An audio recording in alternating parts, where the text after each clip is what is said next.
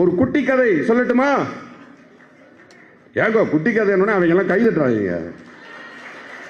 குட்டி கதைன்னு சொன்னோடனே கைதட்டுறான். அப்புறம் ஒரு குட்டி கதை ஒன்று சொல்றான், அது எவனுக்குமே புரியல, அதுக்கும் கைதட்டுறான்.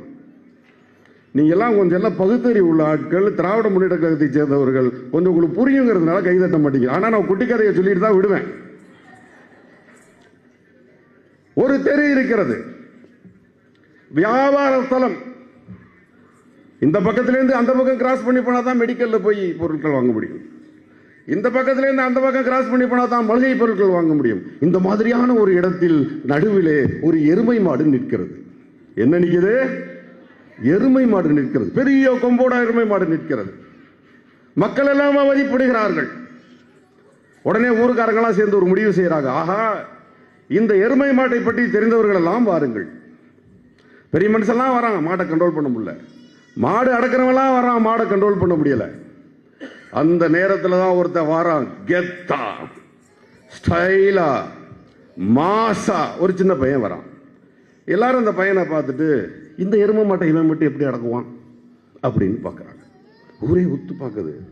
அந்த பையன் வந்தான், எருமை மாடு முன்னாடி நின்னான், அப்படியே உத்து பார்த்தான், எல்லாரையும் ஏளனமாக பார்த்தான். பேச்சி பேச்சி நீ பெருமையுள்ள பேச்சி, வாடி வாடி என்னுடைய பேச்சு. வந்துருச்சுங்க, மாடு வந்துருச்சு.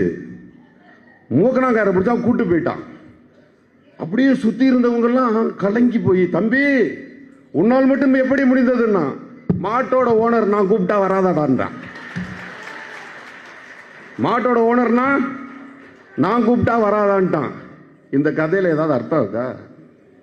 இந்த கதை யாருக்காச்சும் தேவையா? மாடு பிடிக்கிற கதையும் புல்லு பிடிக்கிற கதையும் அவங்களுக்கு தேவை? ஏங்க, தமிழ்நாடு முழுவதும் புத்தக திருவிழா நடத்துறாங்க. நமக்கு ஏங்க குட்டி கதை? உலகத்தினுடைய மிக உயர்ந்த எழுத்தாளர்களுடைய புத்தகங்கள் கொட்டி கிடக்கிறது. அறிவு கிடந்து அலைஞ்சுக்கிட்டு இருக்கிறோம்.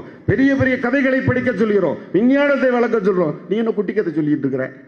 நாட்டை குட்டிச்சவராக்குறதுக்கா? இந்த குட்டி கதையெல்லாம் இங்க எடுபடாது. குட்டி கதையெல்லாம் முடிஞ்சு போச்சு, அவ்வளவுதான், ஓவர்.